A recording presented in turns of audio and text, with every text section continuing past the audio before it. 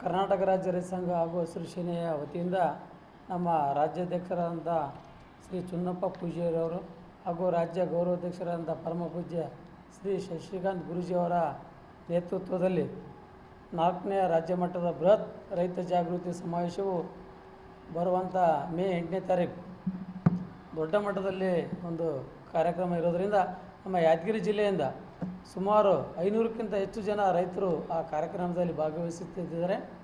ಅದರ ಅಂಗವಾಗಿ ಇನ್ನೂ ಹೆಚ್ಚಿನ ಸಂಖ್ಯೆಯಲ್ಲಿ ರೈತರು ಆ ಕಾರ್ಯಕ್ರಮಕ್ಕೆ ಭಾಗವಹಿಸಬೇಕಂತೇಳಿ ಈ ಒಂದು ಮಾಧ್ಯಮದ ಮೂಲಕ ಮನವಿ ಮಾಡ್ತೇನೆ. ಆ ಒಂದು ಹೋರಾಟದಲ್ಲಿ ಮೇಜರ್ ಏನಪ್ಪ ಅಂತಂದರೆ, ಆಲ್ಮಟ್ಟಿ ಜಲಾಶಯವು 519 ಮೀಟ್ರದಿಂದ 524.256 ಮೀಟ್ರಿಗೆ ಎತ್ತರಿಸಿ ಸಂಪೂರ್ಣ ನೀರಾವರಿ ಮಾಡ್ಬೇಕಂತೇಳಿ ಒಳಪಡಿಸಬೇಕು. ಅದೇ ರೀತಿಯಾಗಿ ಆ ಒಂದು ಆಲ್ಮಟ್ಟಿ ನೀರಾವರಿ ಯೋಜನೆಗೆ ಮುಳುಗಡೆ ಆಗಿರುವಂಥ ರೈತರ ಜಮೀನಿಗೆ ಸೂಕ್ತವಾದಂಥ ಪರಿಹಾರ ನೀಡಬೇಕು. ಅದೇ ರೀತಿಯಾಗಿ ರಾಜ್ಯದಲ್ಲಿ ಅತಿ ಹೆಚ್ಚು ಬೆಳೆಯುತ್ತಿರುವಂಥ ಕೃಷಿ ಮತ್ತು ತೋಟಗಾರಿಕೆ ಬೆಳೆಗಳಿಗೆ ಒಂದು ನಿರ್ದಿಷ್ಟ ಬೆಲೆ ನಿಗದಿ ಮಾಡಿ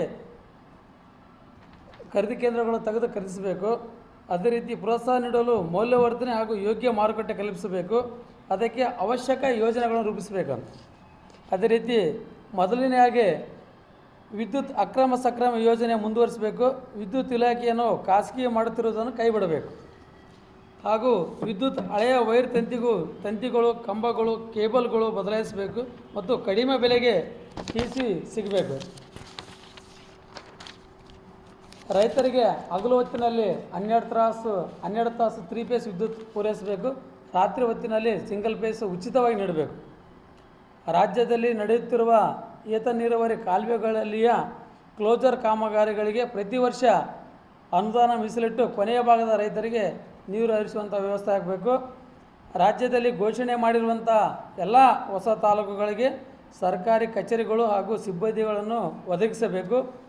ಅದೇ ರೀತಿ ರಾಜ್ಯದಲ್ಲಿ ಎಗ್ಗಿಲ್ಲದೆ ನಡೆಯುತ್ತಿರುವಂಥ ಕಳಪೆ ಗುಣಮಟ್ಟದ ಹಾಗೂ ಅನಧಿಕೃತ ಬೀಜ ಗೊಬ್ಬರ ಕೀಟನಾಶಕಗಳ ಮಾರಾಟ ತಡೆಯಬೇಕು ಮತ್ತು ಮಾರಾಟ ಮಾಡುವಂಥವರ ಮೇಲೆ ಸೂಕ್ತ ಕಠಿಣ ಕಾನೂನು ಕ್ರಮ ಜರುಗಿಸಬೇಕು. ಅದೇ ರೀತಿ 60 ವರ್ಷ ಮೇಲ್ಪಟ್ಟಂಥ ಹಿರಿಯ ರೈತರಿಗೆ ಮಾಸಿಕ 10,000 ರೂಪಾಯಿ ಪಿಂಚಣಿ ನೀಡಬೇಕು. ಕೇಂದ್ರ ಸರ್ಕಾರವು ತಂದಿರುವಂಥ ಕರಾಳ ಕೃಷಿ ಕಾಯ್ದೆ, ಭೂ ಸುಧಾರಣೆ ಕಾಯ್ದೆ, APMC ಕಾಯ್ದೆಯನ್ನು ನಮ್ಮ ರಾಜ್ಯ ಸರ್ಕಾರವು ರದ್ದುಪಡಿಸಬೇಕು. ಪ್ರತಿ ತಾಲೂಕಿನಲ್ಲಿ ಸುಸಜ್ಜಿತವಾದಂಥ ರೈತ ಭವನ ನಿರ್ಮಾಣ ಮಾಡಬೇಕು. ಅದೇ ರೀತಿ ಎಲ್ಲ ಸರ್ಕಾರಿ ಕಚೇರಿಯಲ್ಲಿ ಭ್ರಷ್ಟಾಚಾರ ಮುಕ್ತವಾಗಿ ರೈತರಿಗೆ ಗೌರವದಿಂದ ಸೌಜನ್ಯದಿಂದ ವರ್ತಿಸಿ ಅವರ ಕೆಲಸ ಕಾರ್ಯಗಳನ್ನು ಮಾಡಿಕೊಡಬೇಕು.